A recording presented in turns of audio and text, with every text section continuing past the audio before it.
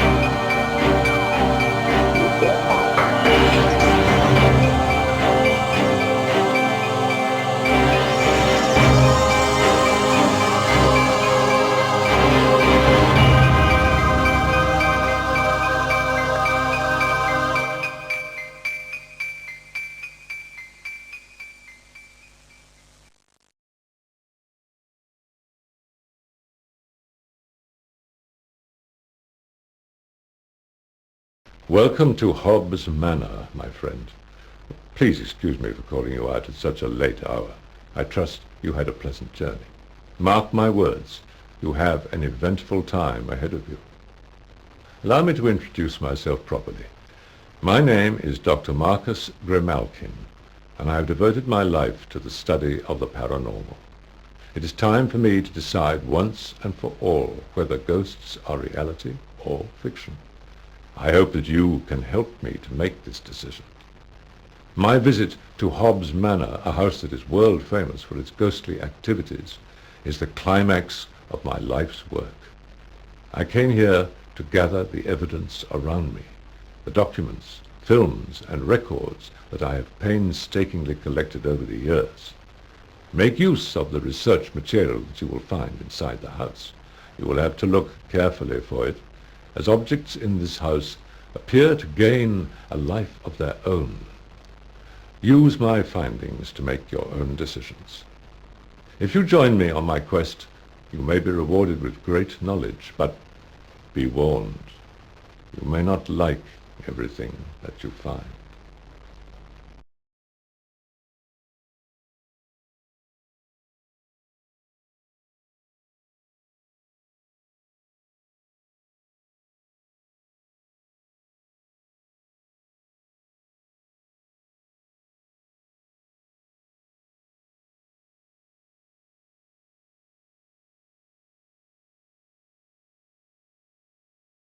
As you walk around Hobbs Manor, you will almost certainly find some portraits and films of experts like myself in the field of the paranormal. Tony Cornell has over 30 years' experience in the field of paranormal study and investigation. He has developed a sophisticated ghost detecting machine called Spider, which travels with him to the hundreds of ghostly locations that he investigates. Dr. Susan Blackmore is a senior lecturer at the University of the West of England. She has a doctorate in parapsychology and has written widely on the subject. She was awarded the Distinguished Skeptics Award in California in 1991 and has been involved in the production of many television programs on the paranormal. Robin Furman is a trained psychologist and expert in the field of the paranormal. He founded Ghostbusters UK in 1984 and has since investigated hundreds of hauntings. Father John Nuttall is a Roman Catholic priest who preaches in the county of Surrey. He is fascinated by the subject of ghosts and has helped members of his parish in the past who have experienced hauntings.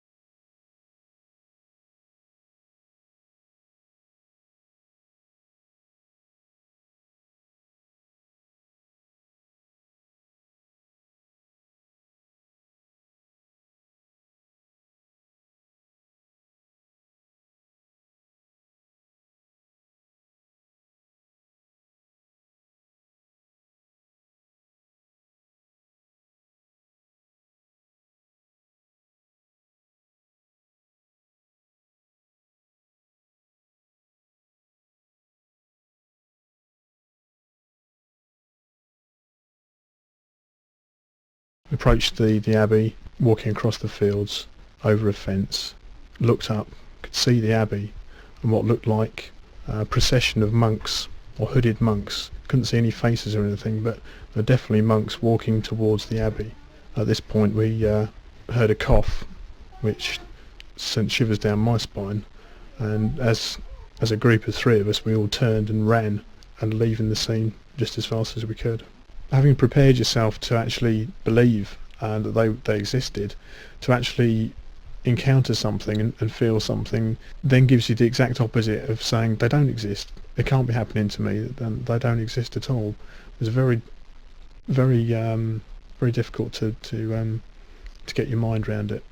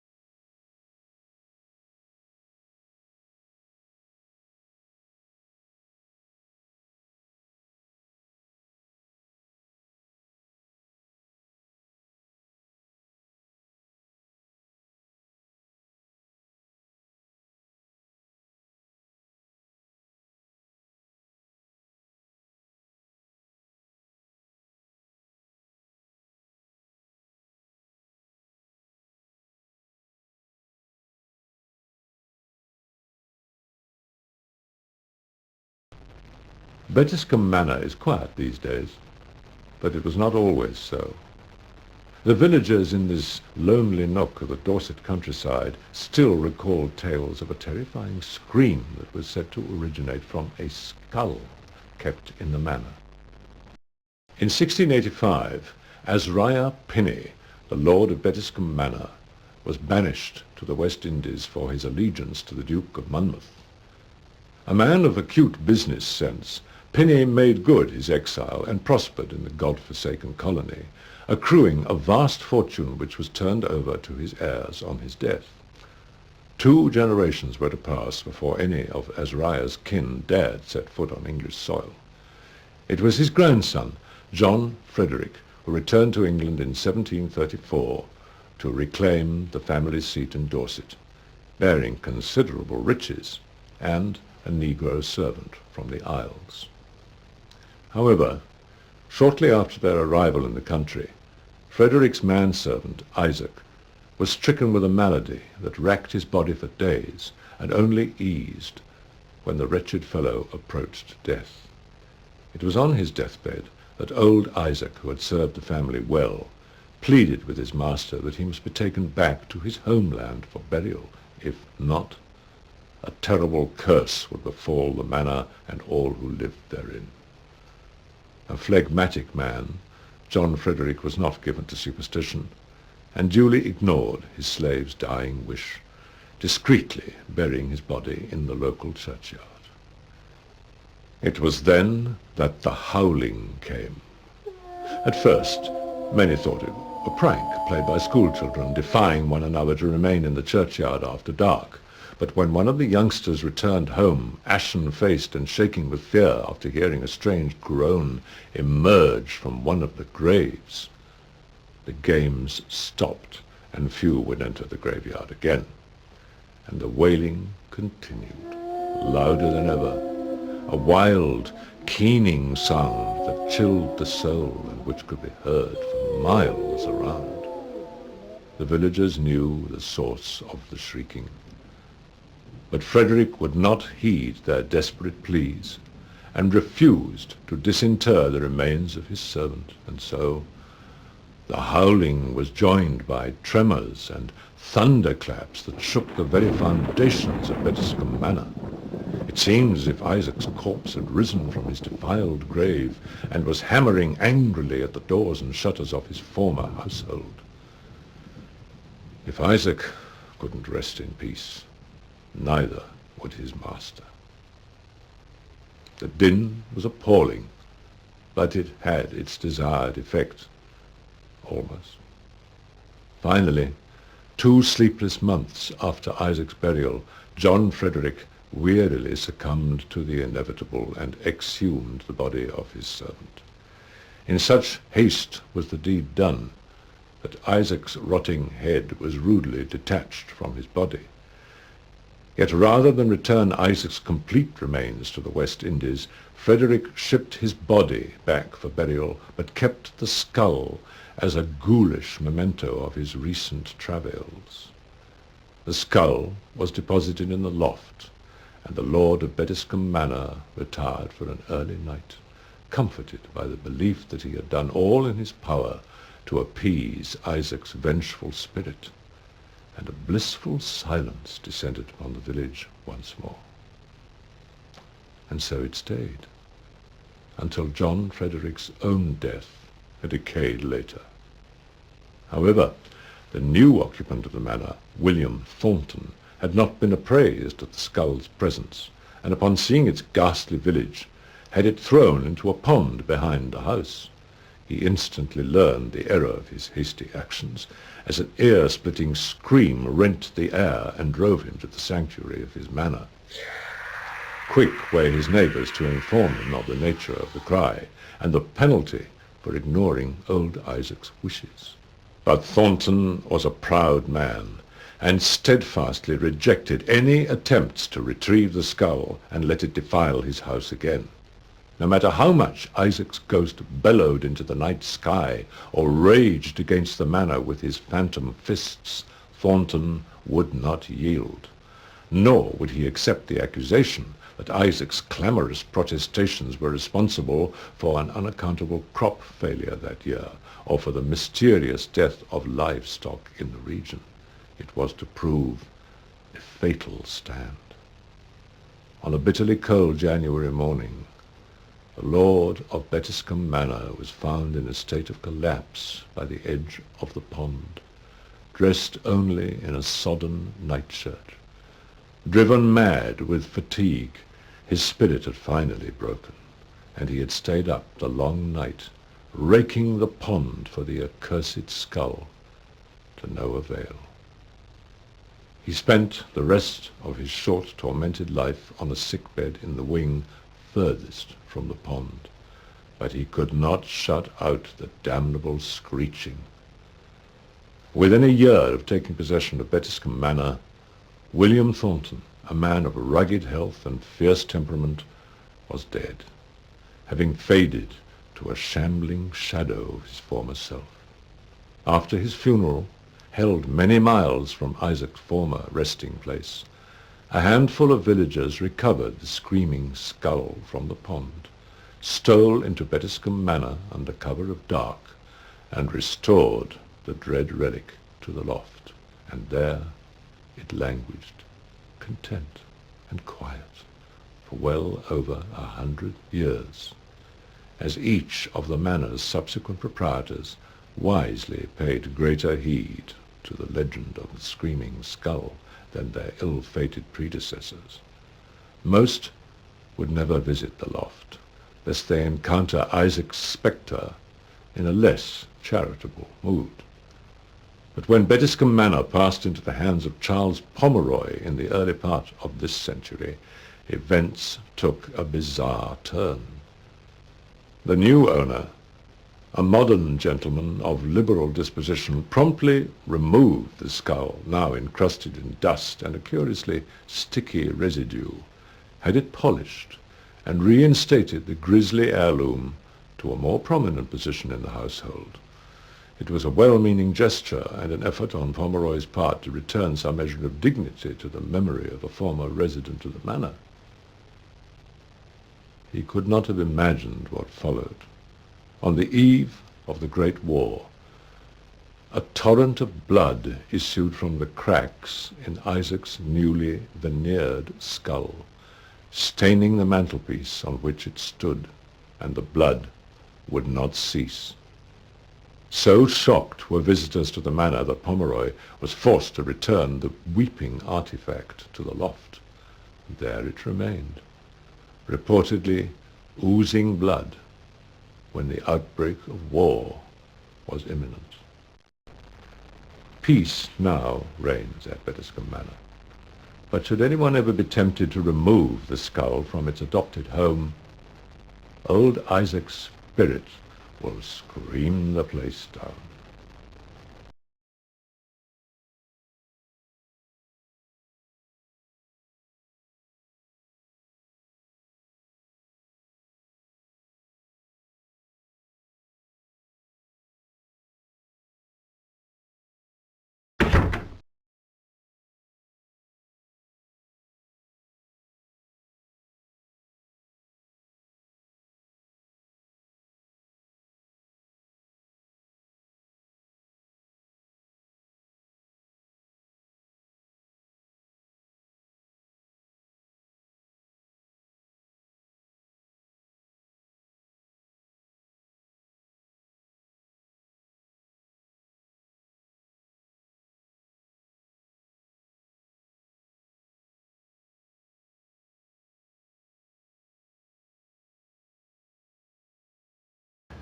There are two basic formats for an exorcism. One is used quite frequently, where one is actually aware of something within all of us that's not quite right. Church calls that sin, if you like, but it's the same origin. We're talking about the very presence of something which isn't good. Again, if I could just illustrate that, I mean, this is quite a gentle little format, where we would pray over an individual or a group of individuals and say something like, Father of mercy, you led the man born blind to the kingdom of light through the gift of faith in your Son. Free these from false values that surround and blind them. Set them firmly in your truth, children of the light forever. And we ask this through Christ our Lord. Amen. That's more or less what I'd call an everyday situation, not that I use that every day. There is a second form, though, which is perhaps much, much more serious, and there we would eventually have to call in the designated man from the diocese, who would be appointed by the bishop to actually do an exorcism. Now, I've never actually witnessed one, but I've spoken to an exorcist, and it normally has to be accompanied, in the case of the exorcist, by a lot of prayer and fasting, actually prior to the little ritual. In the actual ritual itself, again, there is prayer. There's usually the laying on of hands to actually expel the presence of evil, devil, demon, whatever we would want to call it. And then very often, nearly always, a sprinkling with holy water. The tie there with the use of holy water is to baptism, when we were actually made children of God. So it would be, if you like, to install the presence of God within that individual and to cast out any possible manifestation of evil. The only other little detail I think that probably needs to be added is that it can be, again I've gleaned this secondhand from the exorcist himself, can be quite a violent thing if the manifestation, the presence of evil is so strong. He said that having done this, which was done in a kind of an old-fashioned vestry with wrought iron windows or what have you round about the actual baptistry, he was actually hurled against the wrought iron. So there was quite a force, if you like, as the devil came out of the individual, and he was quite severely bruised afterwards. So again, it's not something to trip into lightly, and again, it's why somebody has to be designated by the bishop to do that.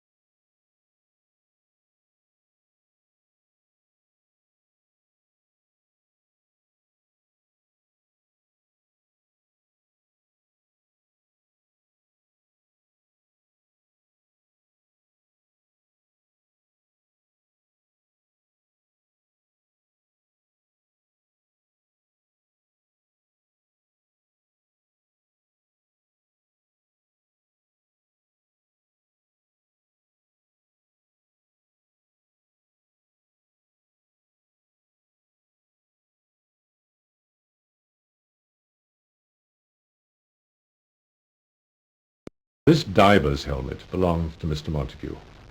He caught the bug for underwater exploration. Unfortunately, a rather large octopus caught him.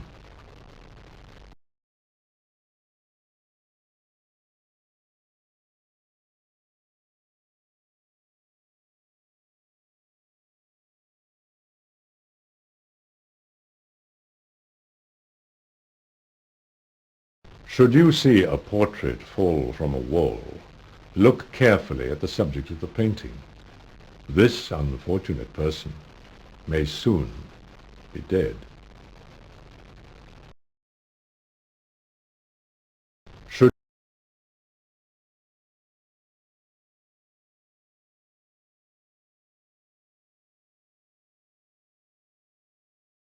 It was on a Sunday morning, very warm, very hot, about 11 o'clock in the morning, and the group of people I was with went off for a walk, and I decided that I was going to play the trumpet. I was outside, I think I was playing Summertime or something like that, and quite suddenly I was terrified. I mean, I really was absolutely petrified. I was cold, I had shivers down my back, and I was so scared I ran into the house. And I didn't know why I was scared, I just was. What I realised was, when I stopped playing, there was no sound at all, nothing. No birds, no pigeons, the trees weren't moving, none of the trees. Now in a forest, the chance of trees not being moved by wind is almost nil, but nothing was moving, there was no sound at all. That night, I was in bed, I don't know what time it was, maybe 3 or 4 o'clock in the morning, it was quite late. And I woke up, and again I was absolutely terrified, and I couldn't breathe this time. I mean, I really couldn't breathe. I was and that was it. But there was definitely something was getting at me that day. The two incidents just couldn't, especially the still trees. I mean, that's the thing. Still trees and no birds singing in a forest. But it was well, Well, if that wasn't being haunted, I don't know what was. You know, I mean, it's really, really quite a serious thing, which I'll never forget.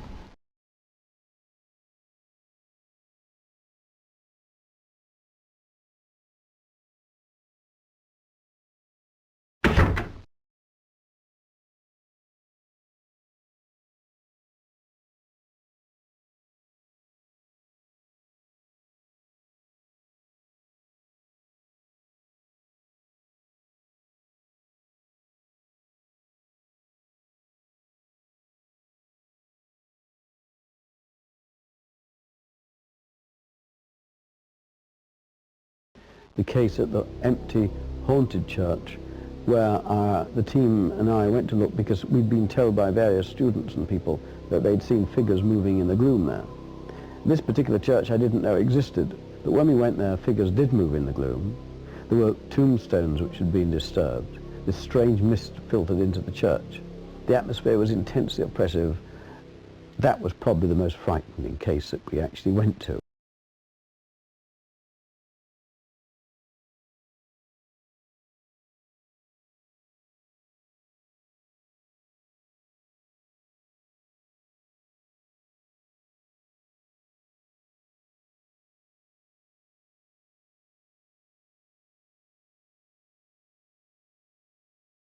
When she was about 13, she came down to breakfast one morning and said that she had seen a Roman in a toga in her bedroom. And I thought, oh yes, that sounds a bit far-fetched, a teenage fantasy. But Debbie, later on that day, went out in the garden and was playing and came in with a small coin in her hand, which turned out to be a Roman coin with the head of Septimus Severus on it. So I was quite excited by this because it was quite unusual. And so soon after seeing this Roman in her room, about 3 months later, she had the same experience and saw the same gentleman in her bedroom, and she found the second coin on the site, and soon afterwards she saw him again and found the third coin on the site. Now all the coins had the same head, the head of Septimus Severus on them. Once was unusual, twice was coincidence, 3 times was a bit more than coincidence. And although I've never experienced or seen Septimus Severus there at all, we do have funny things happen in the house, like the curtains have been taken down, all sorts of odd things of that nature. And I believe that Debbie saw him because she happens to be susceptible to these things.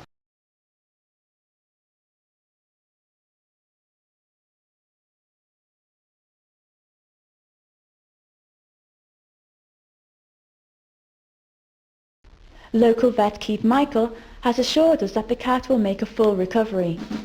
And finally, tonight's special report investigates a real-life haunting.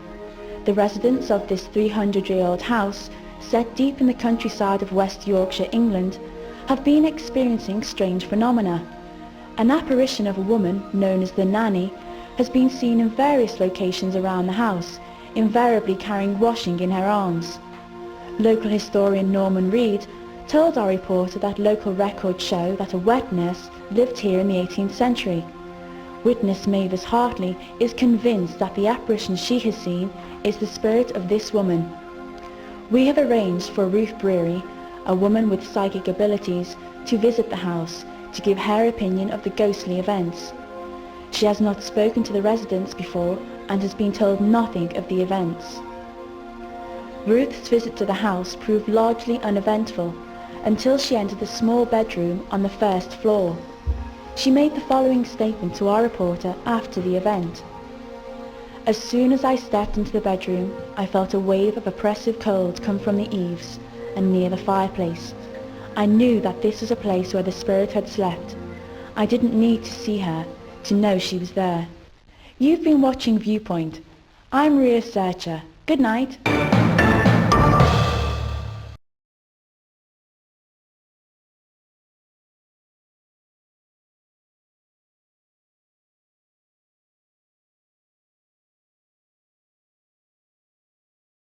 Look closely at the cinders within the hearth. If you find any that are shaped like a coffin, there may be a death in the family.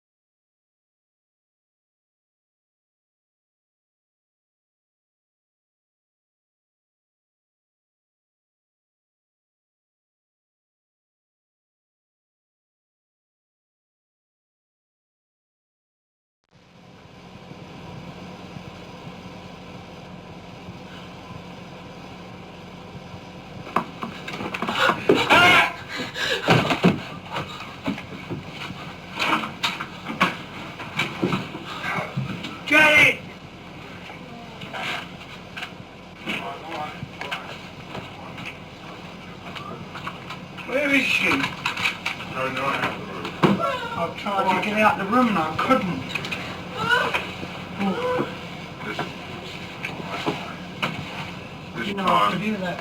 This time Janet was thrown right out of the room onto the stairs. Oh, it's incredible. How the hell did she get through there? She went. Did the door open? The door was closed when I got up here. The door opened. The door opened as she got went near through. the door and it opened like this. What? And I tried to get out and I couldn't because of the mat. The door opened to let her out the door? Yeah. I was like this. What happened? Tell me what happened. Careful. Tell me what happened. I was in bed asleep, and all of a sudden I felt something pull me by the arms out of bed. Yeah. And then I tripped over there and I went there, Yeah. and then it lifted me up, and I sort of, the door opened and I went out the door and I come flying downstairs and it I was... see the door open, I was on my Oh, side God, this way and I looked Go down round. the toilet. Yeah. Come on, walk it up then. Come on, then. Watch it up, take your leg down. And you know, I Just thought I put heard your- footsteps, I wasn't sure. Fancy opening the door for us. Go out the door. But that's the biggest trick of the lot, I think. Let me hear you say my name.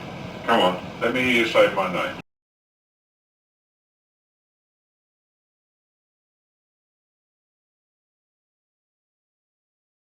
We had two automatic cameras set up in the room.